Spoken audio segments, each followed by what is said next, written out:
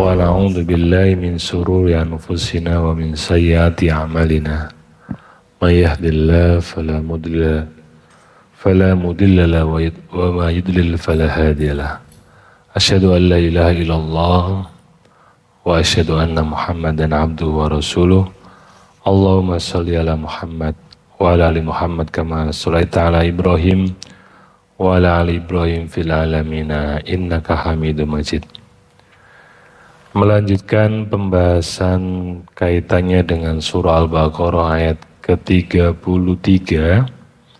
Ini karena dalam tafsir At-Tanwir itu dirangkum dari ayat ke-33 hingga 39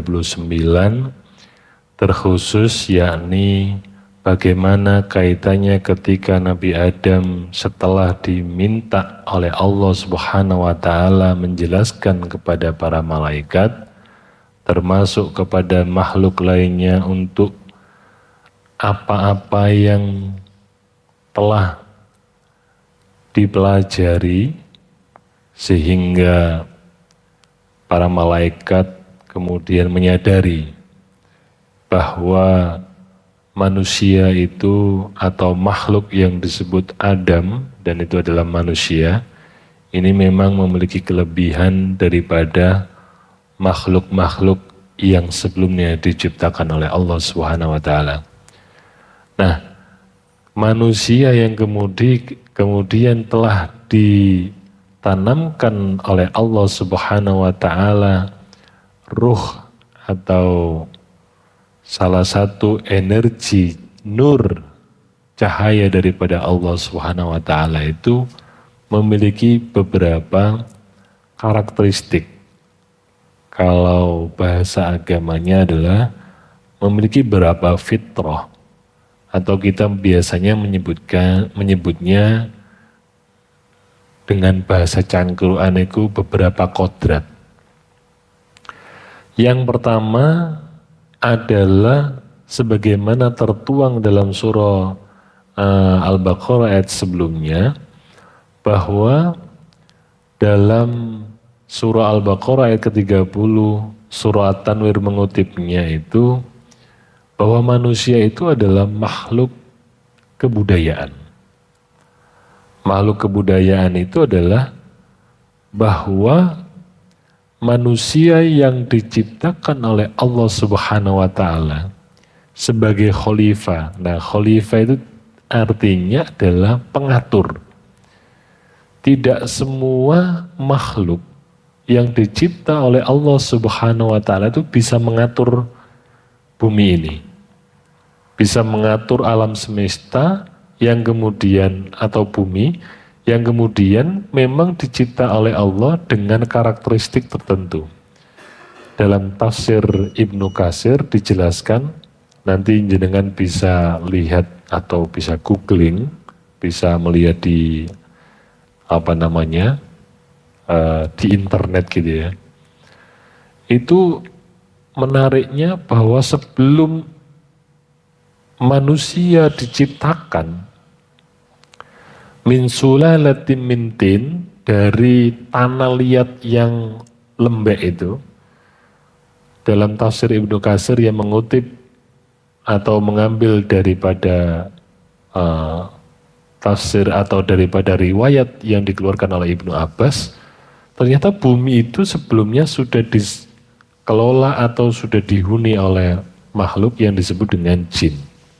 Namun karena jin di bumi itu kemudian melakukan peperangan dan seterusnya sehingga bertumpah darah dan seterusnya, maka Allah menciptakan namanya manusia untuk mengelola bumi ini.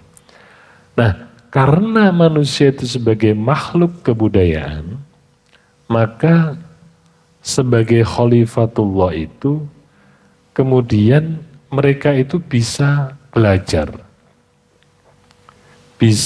Dengan belajar itu bisa mendapatkan ilmu, dan dengan ilmu itu maka mereka itu atau manusia itu bisa mengelola bumi ini dengan insya Allah sesuai dengan yang dikehendaki oleh Allah Subhanahu wa Ta'ala. Berbeda dengan makhluk yang lain, yang di dalam makhluk lain itu tidak ada unsur akal. Yang dimana akal itu adalah bagaimana membedakan yang baik dan buruk, salah dan benar, berat dan ringan, tinggi dan pendek, sampai kemudian bisa mengevaluasi apakah kemudian ini jarak tempuh dengan pendek atau jauh dan seterusnya.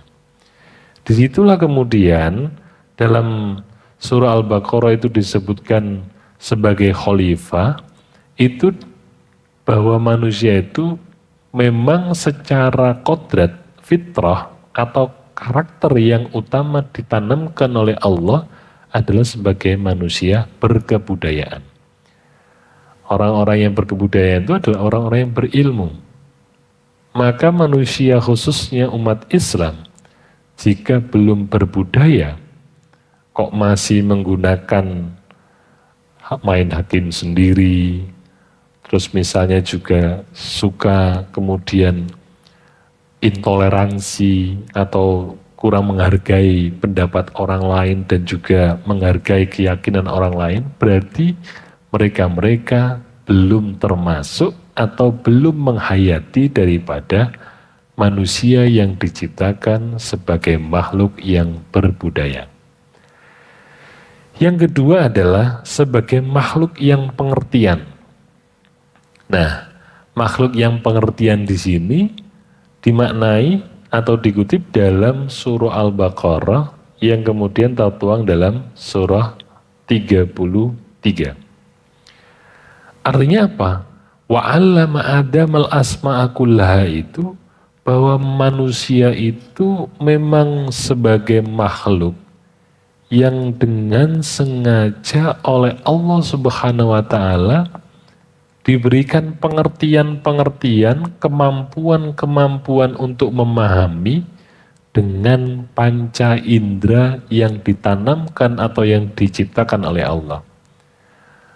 Wa ma akhrajakum min butuni ummahatikum, kecuali tidak aku keluarkan dari perut ibumu.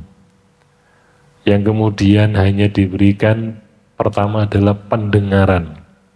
Maka jenengan misalnya sholat niku kan kali merem niku pun mengikuti apa namanya suara ya, Allahu Akbar. Meskipun jenengan tidak melihat, itu yang pertama itu pendengaran.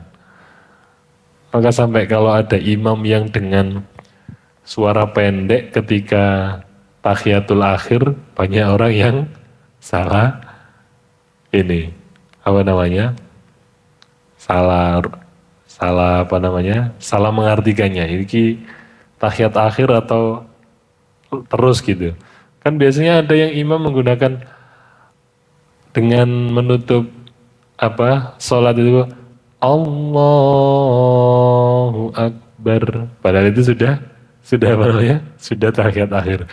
Yang masih khusyuk dengan sujudnya tiba-tiba mau naik loh. Nah, karena apa? Karena pendengaran. Ini seringkali terjadi biasanya. Atau justru yang pendek, padahal waktunya berdiri. Allahu Akbar, padahal berdiri. Nah, dikira orang masalah duduk. Nah, itu juga seringkali terjadi.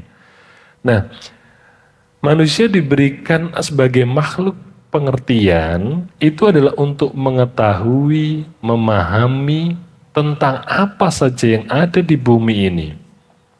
Maka tidak ada makhluk lain yang kemudian diberikan keistimewaan oleh Allah Subhanahu wa taala untuk mendapatkan pengertian ini. Tidak ada makhluk lain, bahkan bangsa jin, malaikat, makhluk hewan, tumbuhan yang seluruhnya bertasbih kepada Allah itu tidak diberikan apa namanya pemahaman tentang bagaimana membuat, merencanakan, mengevaluasi, terus kemudian melakukan perbaikan-perbaikan dari kesalahan yang mungkin dilakukan oleh makhluk yang disebut sebagai manusia. Yang ketiga adalah bahwa manusia itu sebagai makhluk yang merdeka. Nah, ini yang seringkali orang banyak yang atau manusia itu banyak menyalahartikan.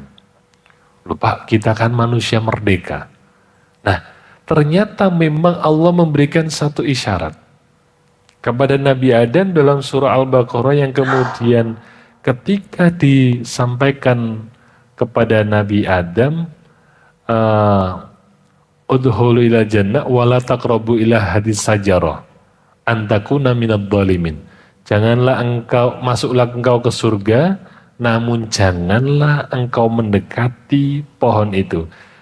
Janganlah mendekati pohon itu sebenarnya sebuah himbauan, larangan kaitannya untuk kemudian mendekati sebuah aturan yang memang dilarang.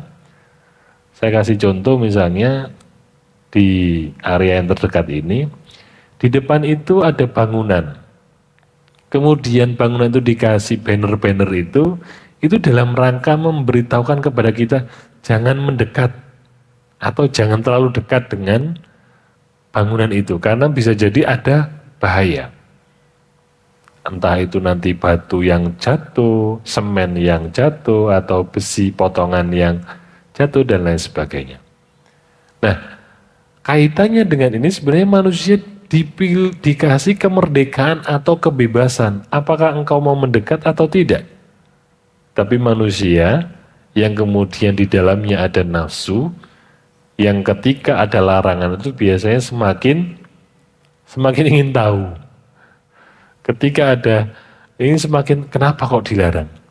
Nah, itu tertuang dalam surah Al-Baqarah ayat ke-30. Nah ini ke-36, ayat ke-36 itu yang menyatakan bahwa memang manusia itu ketika diberikan pilihan atau kemerdekaan, kebebasan untuk memilih, yang kemudian ketika pilihannya benar, maka konsekuensinya adalah mereka-mereka akan berada dalam kebaikan atau naungan Allah Subhanahu wa Ta'ala. Tapi berbeda mereka-mereka yang ketika memilih jalan kesesatan. Fa'antakuna minadh dhalimin. Mereka-mereka akan berada dalam kesesatan yang nyata. Yang kesesatan yang nyata itu bukan hanya ketika nanti di akhirat, bahkan di dunia ini saja. Mereka-mereka yang tidak mengindahkan aturan Allah, syariat Allah, dan juga syariat-syariat atau aturan-aturan daripada kemanusiaan, mereka juga akan tersesat. Mereka juga akan minal khasirin, orang-orang yang merugi. Bisa jenengan persani, bisa kita rasakan di lingkungan kita manakala ada orang yang tidak mengikuti aturan warganya saja. Itu saya meyakini mereka adalah orang yang merugi. Rugi apanya? Ya di kaenai tonggo, ya mungkin dia tidak akan diasingkan, dan seterusnya. Apalagi dengan yang tidak mengikuti aturan Allah, maka insya-Allah mereka akan bukan hanya merugi dalam kaitannya keduniaan, tapi juga merugi dalam akhirat itu. Tapi kerugian yang saya gambarkan tadi itu sangat sederhana. Kalau hanya dibenci oleh tetangga dan seterusnya itu hanya sederhana. Tapi kalau dibenci oleh Allah Subhanahu wa Ta'ala, na'udzubillah, apa yang kita lakukan jika tidak diridhoi, tidak dirahmati oleh Allah Subhanahu wa Ta'ala, ini yang kemudian kita ini mau melakukan sesuatu itu seperti tidak melakukan apa-apa. Saya akhir-akhir ini seringkali mentadaburi atau berpikir, ya Allah, kira-kira misalnya besok atau lusa atau kapanpun jenengan pendet, kalau anak saya sudah siap sih mungkin saya akan kembalikan itu dengan ridho dan dengan ini. Dan semoga engkau cukupkan waktuku untuk membimbing anakku itu, sehingga apa yang engkau amanahkan kepadaku itu bisa melangsungkan dan melanjutkan apa yang engkau tinggalkan melalui diriku. Kenapa ya, ma'asyiral muslimin? Coba dibayangkan, kita misalnya pergi pagi pulang malam untuk bekerja dengan entah itu mendapatkan harta atau mendapatkan kehormatan atau mendapatkan titel. Lantas kemudian paling banter nih, paling banter. 1 jam, 2 jam kerabat kita menangis, 5 jam kerabat kita atau sahabat kita datang, 6 jam kemudian orang terjauh dari kita yang datang, tapi habis itu juga pergi. 10 jam kemudian nama kita menjadi perbincangan, entah itu kebaikan atau keburukan. 12 jam hanya bisa jadi hanya anak kita atau istri kita atau suami kita atau orang tua kita dan seterusnya. Hari kedua anak kita bisa jadi sudah bilang kepada ibunya atau kepada ayahnya yang mendahului, Bu, saya sudah waktunya ke sekolah. Hari ketiga, di mana kita? Di mana nama kita? Nauzubillah. Jika itu yang terjadi, nauzubillah. Astagfirullahaladzim. Nangis, Bu. Kalau kita tidak memiliki anak yang solihah, nauzubillah. Kalau kita tidak punya anak yang solihah yang kemudian mendoakan kita bisa jadi di hari keempat, hari kelima tidak ada siapapun nama-nama yang sudah kita kantongi hari ini untuk kemudian disebutkan. Maka dalam surah Al-Baqarah ayat kesekian itu dikatakan, wala taqulu lima yuqtal fi sabilillahi amwat bal ahya'un walakin la tashurun. Janganlah engkau mengatakan kepada orang-orang yang mati di jalan Allah, sesungguhnya mereka itu hidup, namun engkau tidak merasakan. Jangan insya Allah tasik sering bicara tentang nama seorang yang bangun masjid ini. Itu berjalan di jihad Allah. Sering masih membicarakan nama orang-orang yang mungkin dulu berjuang bangun besarnya persyarikatan. Nama-nama orang tua dan saudara. Tapi banyak di antara mereka-mereka keluarga yang tidak satu pun disebut. Jangan sampai kita meninggalkan mereka sebagaimana dalam surah Al-Imran ayat ke-9 itu. وَلْيَحْسَ الَّذِينَ لَوْ تَرَكُوا مِنْ خَلْفِهِمْ ذُرِّيَّةً ضِعَافًا خَافُوا عَلَيْهِمْ فَلْيَتَّقُوا اللَّهَ وَلْيَقُولُوا قَوْلًا سَدِيدًا. Nah, surah Al-Baqarah ayat kodrat manusia, yakni makhluk merdeka, kita punya pilihan. Kita punya pilihan. Kemana anak kita titipkan, kita sekolahkan. Karena anak itu investasi yang paling sangat jauh dan panjang. Selain ilmu dan sedekah yang bermanfaat atau jariah. Yang keempat, yakni manusia itu sebagai atau dengan ditanamkan fitrah sebagai makhluk sosial. Jadi manusia itu tidak bisa hidup sendiri. Saya yakin, saya 2 hari kemarin, hari Minggu, Senin, Selasa itu tepar niku nopo. Tidak bisa kemana-mana. Entah kenapa di malam Minggu malam, beli itu jamu STMJ, pulang jam 2 itu rasanya perut kayak di perkes gitu. Wah, kelimpungan saya. Pagi, demam, sampai malam. Dan ternyata bule saya itu mengingatkan saya, lah iya awakmu iku, do kene wis ganduwe dulur, ganduwe emak lan bapak, kok yo gak kondo bule. Saya langsung tek, astagfirullahaladzim, buleku loh. Memang saudara saya itu di Malang semua. Ayah ibu sudah meninggal, bule-bule memang mengitari saya. Dan saya tidak mau merepotkan orang. Istri sedang di Surabaya. Menggigil panasnya itu, saya selimuti dan seterusnya. Dan alhamdulillah berkeringat malam itu sudah lepas itu. Tapi satu hal yang saya ingat, bahwa ternyata makhluk sosial manusia itu tidak bisa hidup sendiri. Ada orang yang di samping-samping kita, coba kalau misalnya tadi itu tidak ada perhatian dari istri, tidak ada perhatian dari bule, tidak ada perhatian dari tetangga lain. Bisa jadi kejadian yang di Solo atau di Jakarta kemarin, ngapunten, ada seorang WNA, warga negara asing, yang telah meninggal beberapa hari di rumahnya tanpa diketahui. Dan ini terjadi di Surabaya. Sampai orangnya sekarang itu tetangganya yang dulu pernah punya rumah di Citraland pindah ke belakang Masjid Fakih Usman, GKA.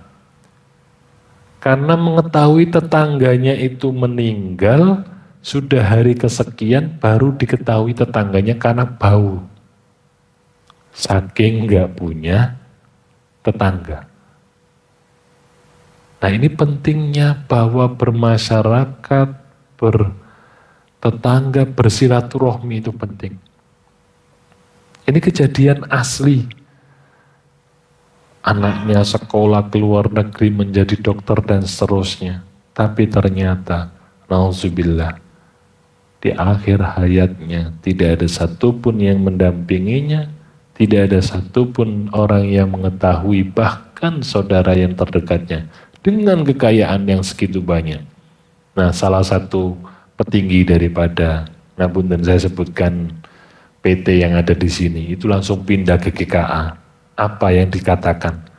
Wes Pak, saya mendingan beli di GKA dengan rumah yang sederhana daripada di Citraland sana rumahnya magrong-magrong tapi rantai tonggo.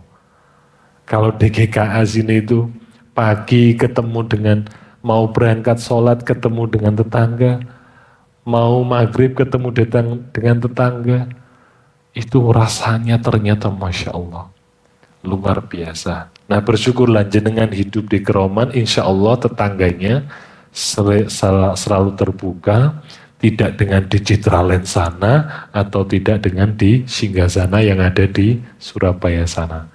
Semakin inklusif, semakin eksklusif perumahan itu semakin tidak menjamin ketenangan daripada manusia-manusia yang hidup di dalamnya. Kekayaannya banyak, tapi belum tentu kekayaan, kebahagiaan yang dimiliki oleh orang tersebut banyak pula.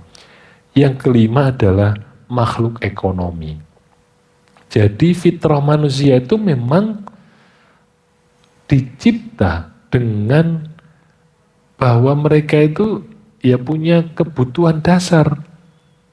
Maka ada rasa lapar, ada rasa ingin punya lebih, ada ingin rasa. Nah di situ termaktub dalam surah Al-Baqarah yang kemudian surah ayat ke-37 itu. Yang kemudian ketika Nabi Ibrahim, ke-36, maka ketika Nabi Adam ingin menikmati buah itu sebenarnya adalah ingin memenuhi kebutuhan mungkin. Saat itu oleh tafsir ini dikatakan ada unsur lapar, maka mereka mencari bagaimana untuk memenuhi kebutuhan kelaparan tersebut. Yang keenam adalah sebagai makhluk tata aturan. Jadi manusia-manusia yang dicipta itu dengan fitrah, itu sebenarnya adalah manusia yang sudah dengan keteraturan. Jadi tidak dipungkiri bahwa apa yang telah diatur oleh Allah Subhanahu wa Ta'ala di bumi ini itu sebenarnya fitrahnya manusia. Ada begini tidak boleh, yang begini boleh, yang begini harus direm, yang begini boleh di-loss dan seterusnya. Bahkan sebuah kebaikan saja ada aturannya. Tidak boleh kemudian kebaikan itu dilebih-lebihkan. Karena kalau kebaikan dilebih-lebihkan itu disebut sebagai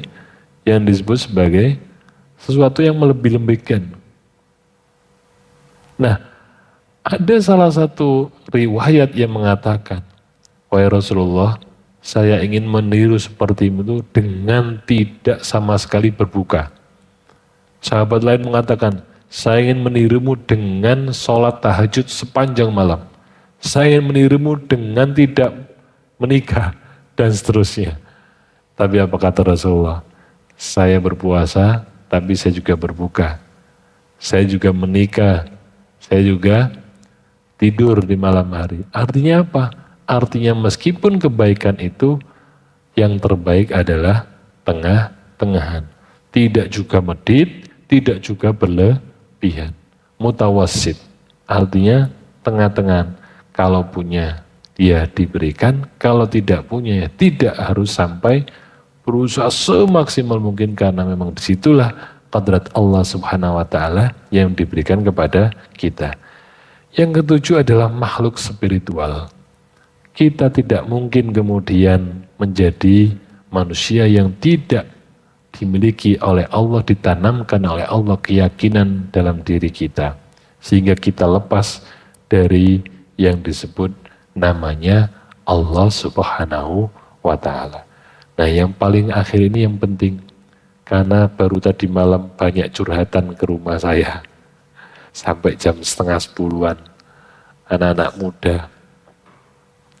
terjerat pinjol. Entah itu pasangannya. Jagat 600 niku tenggen kula niku regine sak menika kurang lebih 150 kali 6. Ya kurang lebih 1 miliar lah. Habis Bapak Ibu. Wong tuane niku kula niku kenal watake megilan. Ngapunten. Dia itu agak beringas. Tapi wau dalu niku sanjang. Mas Solid. Kula niku mboten semerap. Dek tulinan ngoten niku sampai ngentekno cengkal 600. Jadi tidak tahu anaknya itu bermain apa itu? Game niku, bukan pinjol, mohon maaf. Game online itu sampai menghabiskan 1 miliar. Nauzubillah. Itu ternyata beliau cerita ada yang kena 40, ada yang kena 30, ada yang minimal yang kena itu sepeda 2 hilang, yang sebelumnya punya sepeda.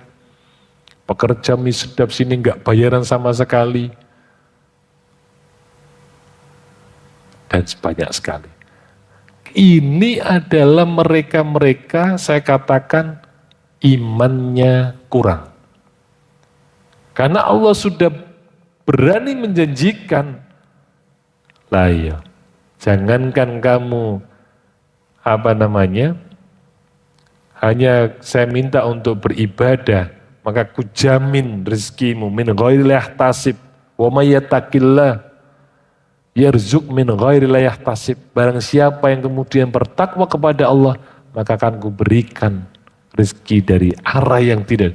Tapi kok kamu begitu Lah ini salah kaprahnya anak muda sekarang. Tergiur dengan sesuatu yang seolah-olah mendapatkan kekayaan lebih cepat dan mudah. Tapi percayalah bahwa jangankan musuh komputer yang bisa diklik satu saja itu berubah, musuh manusia.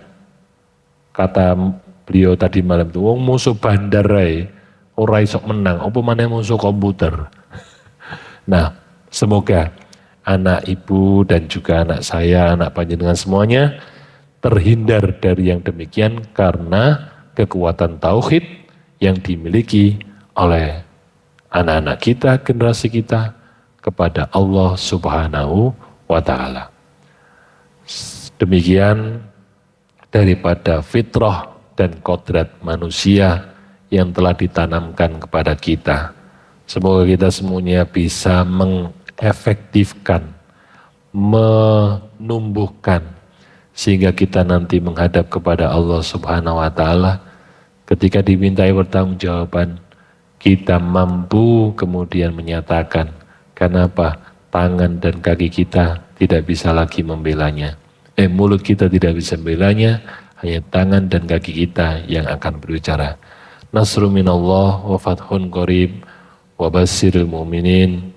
Wassalamualaikum warahmatullahi wabarakatuh.